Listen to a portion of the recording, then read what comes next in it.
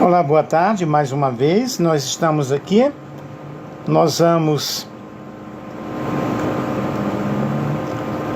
fazer uma live sobre a lição 3, uma estátua assustadora. Estamos estudando Profecias de Daniel, guia de estudo Bíblia Fácil, e tem sido assim de muito proveito. Eu tenho aprendido bastante, acrescentado mais conhecimentos bíblicos. E nós vamos, nesta oportunidade, fazer mais uma lição. Eu já estudei até a lição número 9, porém gravando eu estou na terceira parte do nosso estudo. Sejam bem-vindos. Compartilhem aí com outras pessoas. É um estudo muito bom, guia de estudo Bíblia Fácil. E nós vamos mais uma vez a estudar sobre uma estátua assustadora. A lição começa com uma introdução. Já pensou como seria interessante se pudéssemos prever futuro, saber dos fatos antes que eles aconteçam? Poderíamos evitar um acidente de carro, uma briga, um divórcio e tantas outras coisas, não é verdade? Mas algo estranho aconteceria, pois todos saberiam o resultado final das coisas. Você iria a uma entrevista de emprego se soubesse que não seria aceito? Claro que não. Em alguns momentos seria interessante conhecer o futuro, mas por outro lado, poderia ser extremamente tedioso. Por exemplo, você gostaria de saber exatamente o dia e a hora da perda de um amigo querido, um parente, ou até mesmo saber do dia da sua morte? É claro que não. Não precisa dizer mais nada, certo? Definitivamente, o futuro não seria tão bom como alguém imagina. Por isso, Deus não permitiu ninguém conhecer o futuro. Ninguém pode prever o amanhã, nem astrólogos, nem cartomantes, nem adivinhos, nem os que jogam búzios. Somente Deus conhece o futuro e pode dizer o que ainda vai acontecer. Aí no estudo de hoje, nós vamos ver como Deus, através de um sonho, ele revelou o futuro da humanidade. É muito interessante esse estudo. Quando nós estudamos Daniel, é muito complexo. Não é fácil, porque trata-se de um assunto bíblico, com muitas simbologias, e é difícil as interpretações. E precisamos estar em oração, precisamos pesquisar muitos livros, a própria Bíblia, para nós vermos a explicação que a palavra de Deus ela traz para nós. O que aconteceu com Nabucodonosor, rei da Babilônia, no segundo ano do seu reinado? Aí nós temos aí Daniel capítulo 2 e o versículo 1. Ele teve um sonho, e este sonho trouxe para ele grandes preocupações tremendas.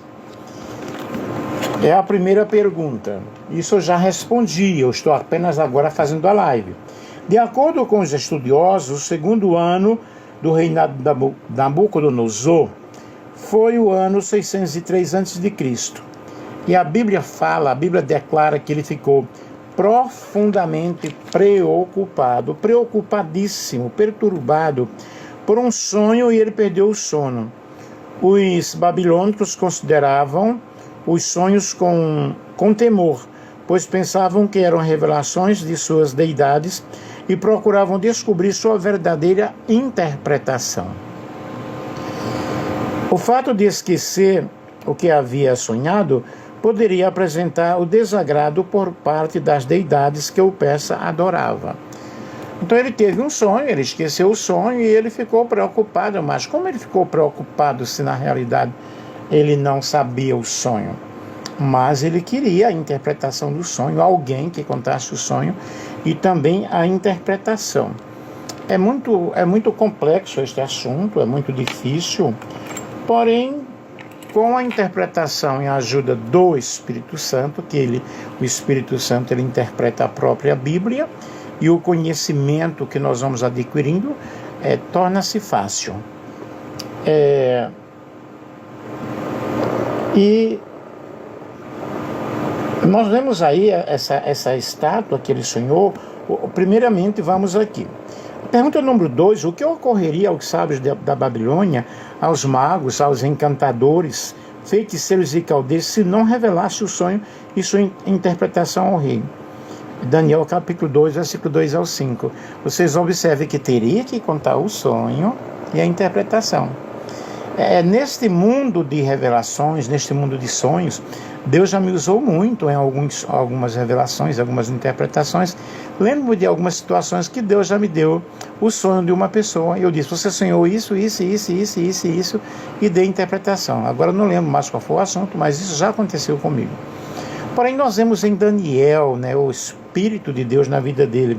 E o que aconteceria realmente com esses jovens, com os sábios, Seriam partidos em pedaços e as casas seriam queimadas. Quando os sábios chegaram à presença do rei, pediram que ele contasse o sonho, mas, para a surpresa deles, o rei não se lembrava do que havia sonhado. Eles estavam numa situação delicada, pois tudo o que inventasse acerca do sonho poderia ser imediatamente realmente detectado. E além disso, para piorar a situação, o rei declarou que eles iriam morrer se não dissesse o sonho e a sua interpretação. Que situação difícil, Que situação complicada. Eles teriam que contar o sonho e também a interpretação, senão eles iriam morrer. E os sábios então tiveram que reconhecer: não há moral sobre a terra que possa revelar, ou seja, mortal, mortal sobre a terra, que não possa revelar o que o rei exige, senão os deuses, e estes não moram com os homens. Daniel capítulo 2, versículo 10 e o versículo 11. Nesse tempo, nós vemos aí, Daniel e seus amigos já estavam juntos à corte babilônica, e a sorte deles seria a mesma. O decreto de morte envolvia todas as pessoas. Aí nós vemos isso em Daniel, no capítulo 1, no capítulo 2. Deixa eu ver aqui, gente. Capítulo 2, versículo 12. E como foi revelado então a Daniel o sonho do rei e a sua interpretação? Daniel capítulo 2, versículo 19 ao 23. Foi revelado a Daniel numa visão à noite. Vocês observem que Deus mostra-nos muitas coisas através de visões, Eu tenho muitas revelações, muitas visões. E eu lembro-me que houve uma situação na minha família que Deus mostrou para minha mãe. À noite, quando ela estava orando, ela teve uma visão. E aquela visão foi triste, foi trágica, tal qual aconteceu. Daniel era um jovem dependente de Deus e confiava na oração. Ele fez saber o caso aos seus amigos e todos clamaram a Deus por misericórdia e livramento. O céu recompensou a fé dos jovens. Então foi revelado o mistério a Daniel numa visão à noite. Sabemos que Deus tem o controle de todas as coisas, tem o controle de toda a situação. E Deus achou graça em Daniel e revelou para Daniel, O que o rei havia sonhado, Daniel capítulo 2, versículo 31 ao versículo 33. Ele havia sonhado com uma estátua, cabeça de ouro puro, peito e braço de prata, ventre e quadris de bronze, pernas, ferro, pés, ferro e barro. E o sonho representava uma grande e assustadora estátua, cujas partes estavam divididas em materiais diferentes entre si. E o rei ficou extasiado, ele ficou perplexo com a revelação de Daniel. Qual é o significado realmente da estátua de Nabucodonosor? A estátua de Nabucodonosor, para você sair daqui da lição, e vou aqui para um arquivo que eu tenho aqui. Representava 4 impérios depois do seu reinado. Esses impérios provavelmente são o babilônico, o império persa, grego e o romano. E depois destes 4 impérios surgiria um reino totalmente diferente.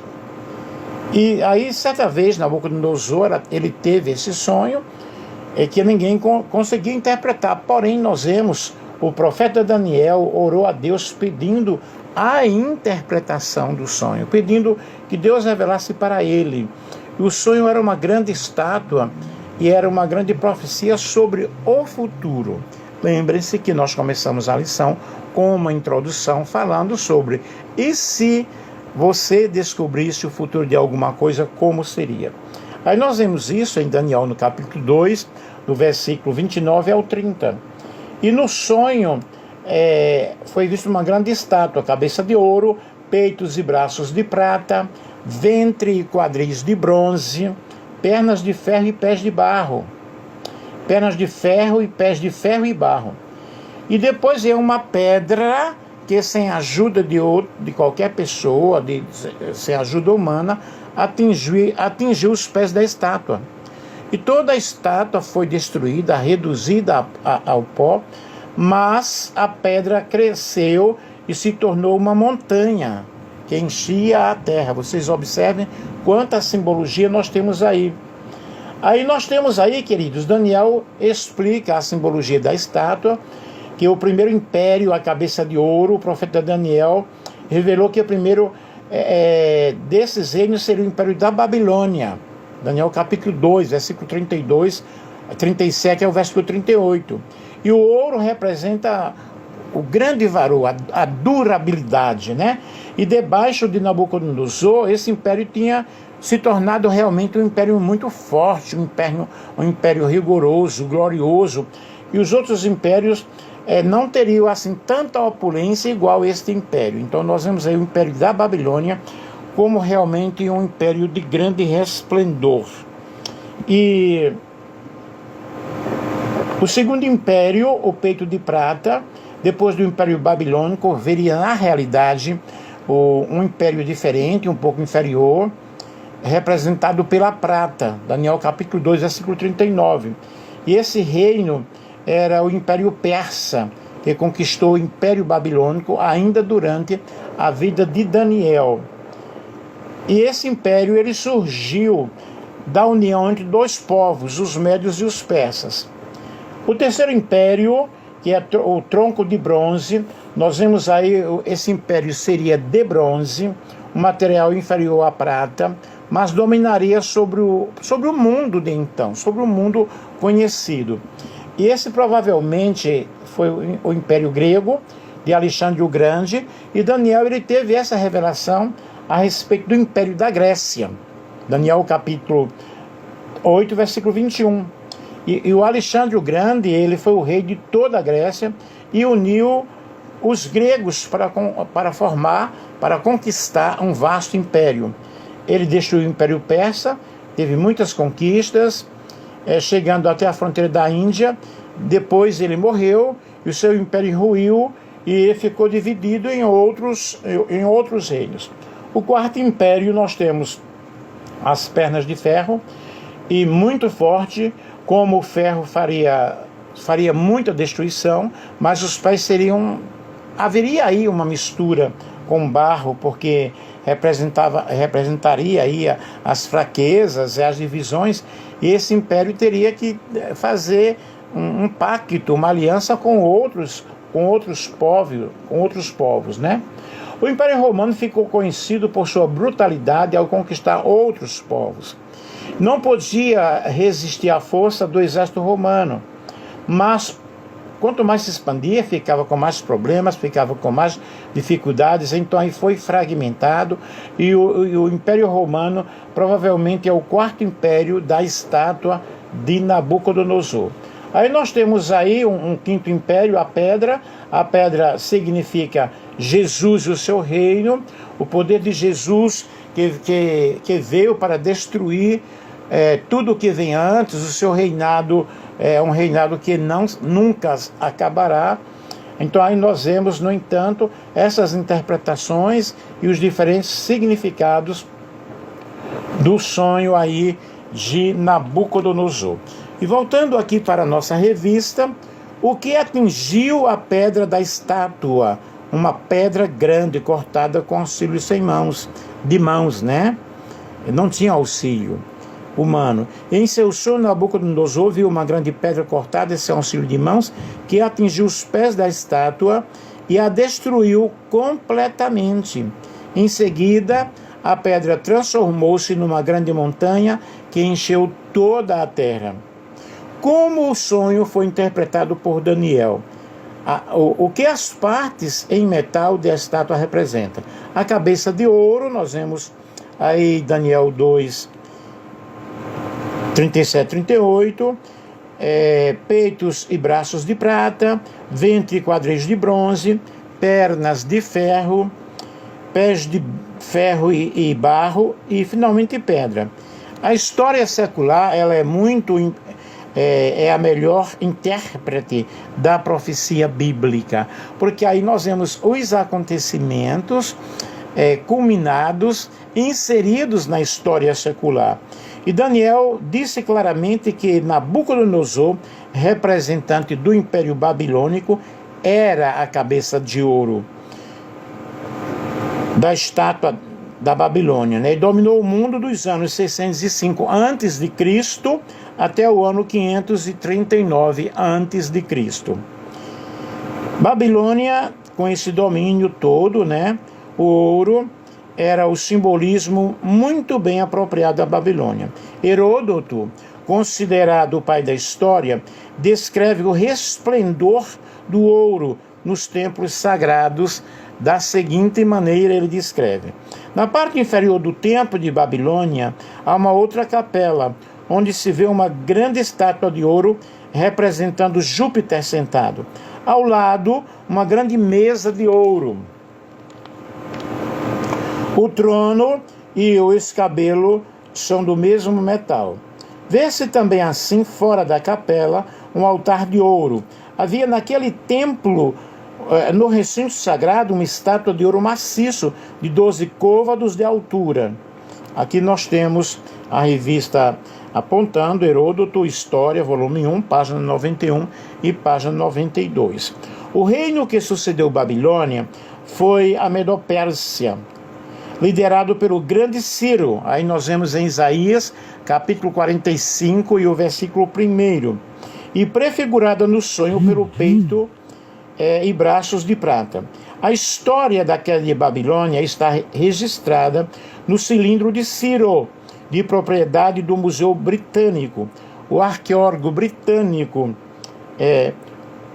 Hormuzed Hassan descobriu esse cilindro em março de 1879. Essa data do século VI a.C. E foi descoberto nas ruínas de Babilônia. Estava nas fundações de Esagila, o templo principal da cidade consagrado ao deus Marduk. E deste templo que nos veio a comprovação histórica da queda de Babilônia e da ascensão do Império Medo-Persa.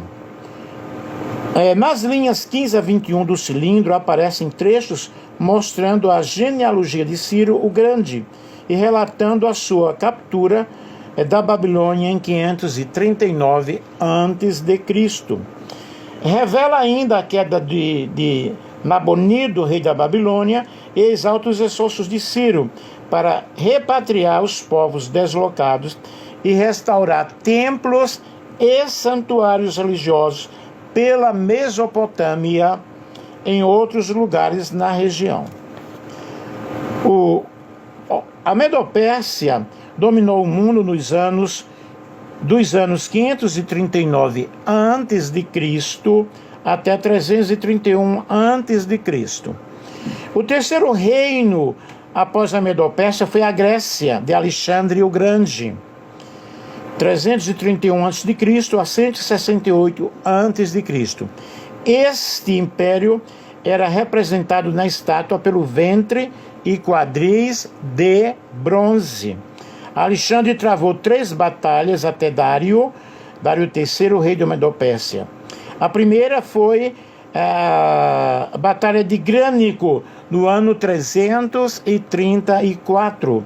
A segunda foi a de Issos, no ano 333 a.C. E a última, no ano 331 a.C., e foi a Batalha de Arbela ou Gaugamela. Assim, no ano 331 a.C., assinala o fim do Império Medo-Pérsia e o início do domínio de Alexandre o Grande, o tão falado na história.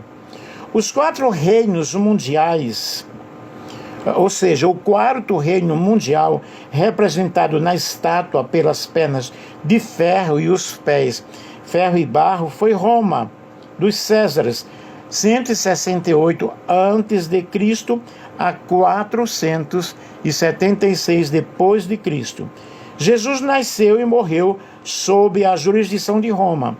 O historiador britânico Edward Gibbon, em sua obra The Decline and Fall and the Roman Empire, O Declínio e a Queda do Império Romano, volume 3º, página 543, menciona 8 das 10 tribos que minaram a autoridade de Roma. Os poderes visigodos adoraram universalmente a religião dos romanos, com quem mantinham um intercâmbio perpétuo de guerra, de amizade e de conquista. Durante o mesmo período, o cristianismo foi abraçado por quase todos os bárbaros que estabeleceram reinos sobre as ruínas do Império Ocidental, que estabeleceram seus reinos sobre o domínio do Império Ocidental. Os burguinhos na Gália, os suevos na Espanha, os vândalos na África, os ostrogodos na Polônia e vários bandos de mercenários érulos que levaram Odoacro ao trono da Índia. Os francos e saxões ainda perseveraram no erro do paganismo, e os francos obtiveram a monarquia da Gália por sua submissão ao Império de Clovis. 10 tribos finalmente provocaram a queda do Império Romano do Ocidente em 476 depois de Cristo, sendo Rômulo Augusto seu último imperador. O desenvolvimento das tribos bárbaras resultou nas modernas nações europeias. Os pés da estátua eram de mistura de ferro e barro. Esse simbolismo fala de um reino dividido. E aqui nós vemos, queridos, justamente a interpretação de todo o sonho de Nabucodonosor revelado por Daniel. E Daniel disse que nos dias destes reis, os atuais países da Europa, o Deus do céu suscitará um reino que não será jamais destruído. Daniel 2,44. Este reino é justamente o reino representado no sonho por uma pedra que já foi cortada sem auxílio de mãos e destruiu toda a estátua. A pedra representa Cristo.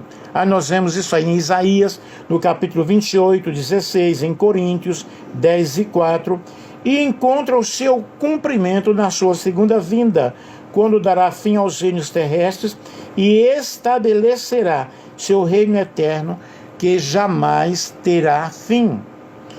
Martinho Lutero, o grande reformador do século XIV, também sustentou a interpretação de que as pernas, pés e dedos da estátua representavam Roma e que este império foi dividido nas modernas nações da Europa. Ele acreditava que a pedra representa o reino de Cristo a ser estabelecido na sua segunda vinda. Aí nós temos aí, queridos, a primeira vinda de Jesus. Se os pés da estátua de Nabucodonosor representaram ainda o Império Romano, a chegada da pedra provavelmente significa a primeira vinda de Jesus ao mundo. Quando morreu, ressuscitou, ele trouxe a salvação ao mundo e nos deu acesso justamente ao reino de Deus. Nos trouxe a redenção. E o reino de Deus dominará todas as pessoas. O reino se tornará maior, ainda enchendo a terra. Assim, a pedra representa a expansão do Evangelho, a representação do Evangelho em todo o mundo. No entanto, essa teoria tem um problema. O Império Romano não riu logo que Jesus veio. O Império já sofria com divisões e alianças forçadas, mas ainda subsistiu mais alguns séculos. No entanto, nós temos aí outra teoria que sugere que a pedra representa a segunda vinda de Jesus no final dos tempos. Quando ele voltar, Jesus vai instaurar realmente o seu reino eterno, restabelecendo a sua justiça sobre tudo e sobre todos. Todo o poder do passado será banido e somente Cristo reinará, que é o reino eterno, é um reino indestrutível.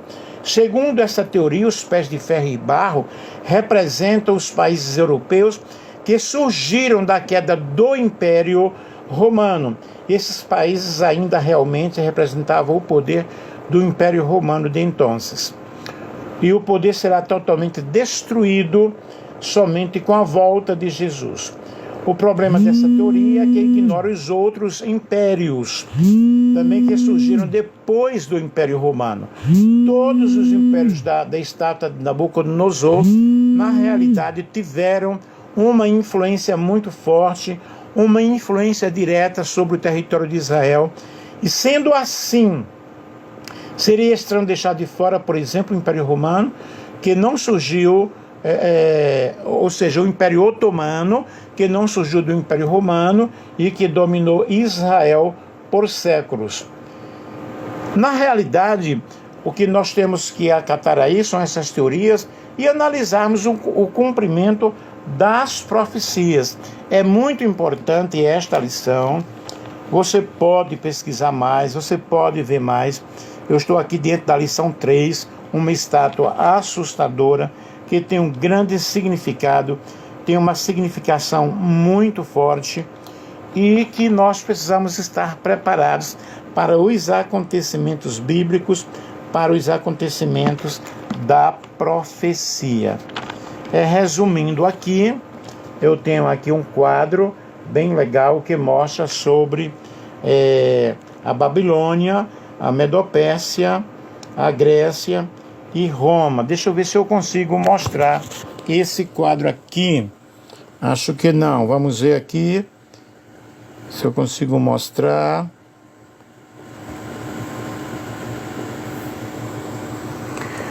Sim, aqui tá, ó, não sei se dá para vocês perceberem, mas é muito, muito, muito interessante.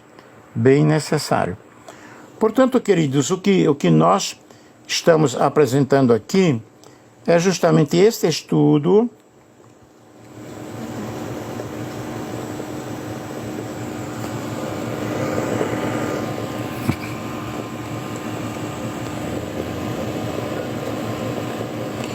um estudo muito, muito forte, muito espetacular, que nós precisamos entender a cada instante lendo a palavra do Senhor. Que você possa ter aprendido alguma coisa ou muita coisa e que possa tomar uma decisão na tua vida Aqui a lição fala sobre minha decisão. Após entender o significado do som profético do rei Nabucodonosor, desejo demonstrar minha confiança na direção de Deus, nos negócios da história humana e no breve estabelecimento do seu reino eterno. Entregar a minha vida a Cristo, que você possa entregar a tua vida ao Senhor Jesus, não temer ao futuro, não temer ao cumprimento das profecias e esperar com alegria o dia em que esta pedra, a volta de Jesus, será lançada na terra e todas as coisas serão novas, né? Será um novo céu, uma nova terra, nos quais habita justiça. Que Deus te ajude, que Deus te abençoe e que você possa estar preparado para o grande dia da vinda de Cristo. Um grande beijo e um grande abraço.